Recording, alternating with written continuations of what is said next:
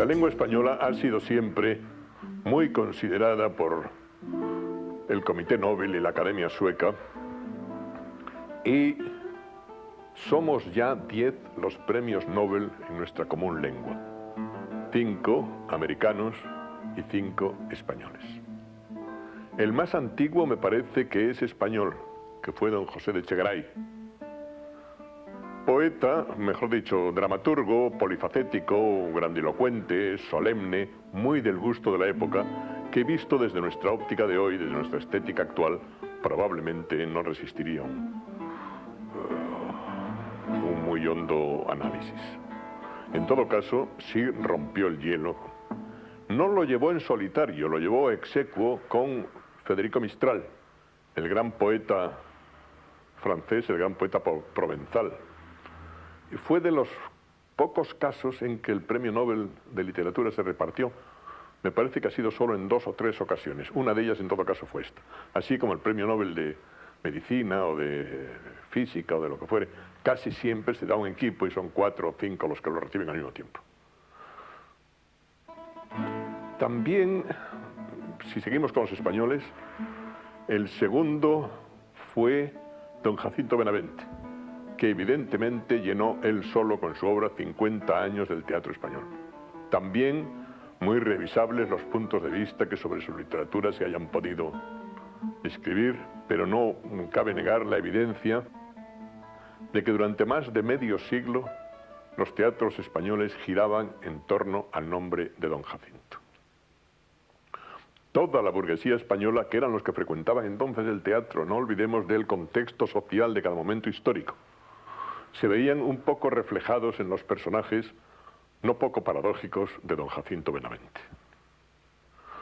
Con una gran capacidad de ingenio, él fue el autor de aquellas 2 frases que han pasado al acervo popular español. En una ocasión,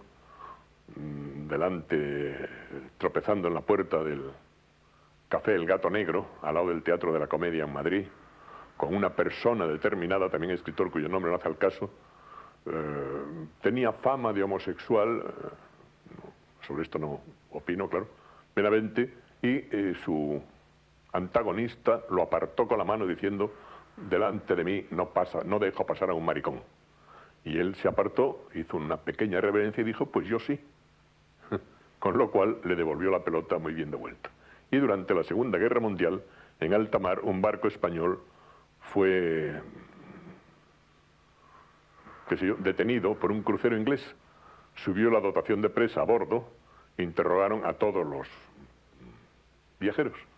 Y al llegar a don Jacinto Benavente, una de las preguntas que le hicieron los ingleses fue: ¿tiene usted familia alemana? Y él contestó sí o no, pero en todo caso menos que la familia real inglesa. Con lo cual el pobre oficial se tuvo que... Volviendo al tema de nuestra disertación, de nuestra breve disertación, sí puedo asegurar que llenó mucho tiempo del teatro español y todavía se representa, y yo creo que volverá a remontar. Siguiendo con los españoles, el tercero creo que fue el gran poeta Juan Ramón Jiménez. No pudo recoger su premio porque estaba ya enfermo, viejo, entristecido por la salud, quizá ya por la muerte de su gran compañera Zenobia Camprubí, que fue a la mujer a la que tanto debía. Poeta extraordinario, no nos vamos a parar naturalmente en su consideración, puesto que está en el ánimo de todos. Fue una de las más altas cumbres de la literatura española de todos los tiempos. Y si con los 2 anteriores podría haber disparidad de criterios y opiniones para todos los gustos, es evidente que no es así en la obra de Juan Ramón, puesto que todos la consideramos en lo mucho que se merece. Creo que después viene Vicente Aleixandre, que tampoco pudo ir a Estocolmo a recoger su premio por enfermedad. El pobre estaba ya bastante delicado de salud, llevaba toda su vida enfermo, pero se le había acentuado con los años y ya no pudo ni acercarse. Poeta extraordinario, poeta hermético, y en todo caso en él, como se dice en el documento donde se le concede el premio Nobel, en él se premia a toda la gloriosa generación del 27.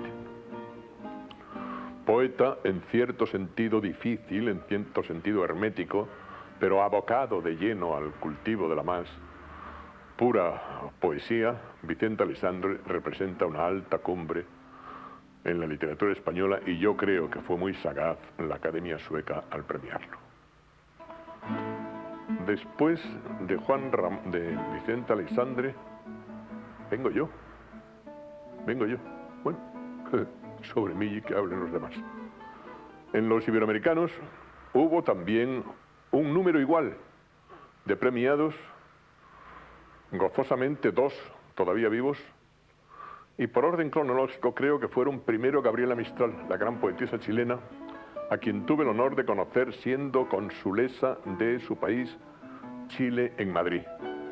Es curioso que Chile, pequeño y glorioso país, por otra parte, tuvo 2 cónsules seguidos en Madrid, los 2 premios Nobel, que fueron Gabriela Mistral y Pablo Neruda, del que pasaré a hablar inmediatamente. A ambos me los presentó Luis Enrique Delano, que era compañero mío de estudios en la Facultad de Filosofía y Letras y secretario del Consulado de Chile. Y a él le debo, claro, y lo proclamo con toda gratitud, el pobre murió en México, había sido embajador de Salvador Allende en Estocolmo. Cuando cayó Allende, cuando fue derribado por Pinochet y murió Allende, él no volvió a Chile, claro, y murió en México. Otro gran poeta al que ahora aludía era Pablo Neruda. Pablo Neruda era una voz cósmica, era algo extraordinario, era un hombre extravertido, de una violencia léxica, verbal, gloriosa, que en Madrid escribió y publicó su libro Residencia en la Tierra, que era una pura maravilla. Yo reconozco la influencia que tuvo en mí y en todos los que vinimos después de él. Yo le había prestado todos sus libros, dedicados por él a mí, a María Zambrano, que los tenía en su casa de Madrid, en la plaza del Conde de Barajas número 1. Pero en malos eventos políticos españoles, al acabar la guerra, vaciaron su biblioteca por el balcón, le plantaron fuego y allí se fueron también mis libros. Solo conservo su libro, 3 cantos, su separata, 3 cantos a la madera. Después de Pablo Neruda vino un gran novelista, ya lo creo, guatemalteco, Miguel Ángel Asturias, con cuya amistad también me honré.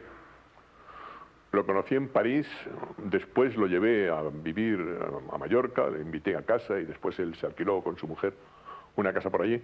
Escritor extraordinario, novelista de primerísima calidad, en la cual el premio Nobel no se equivocó ciertamente al concedérselo.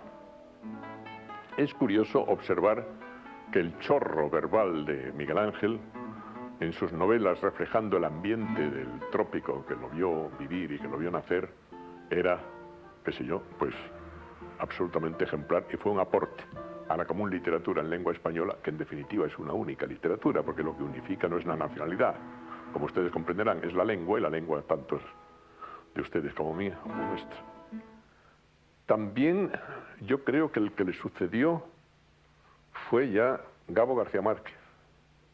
Gabriel García Márquez, novelista de cuerpo entero. Es un hombre que todo lo que toca lo convierte en prosa novelesca. Hacia él vaya mi mayor admiración y simpatía.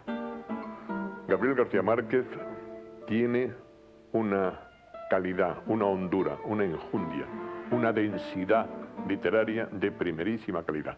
Y me honro en proclamarlo así a los 4 vientos.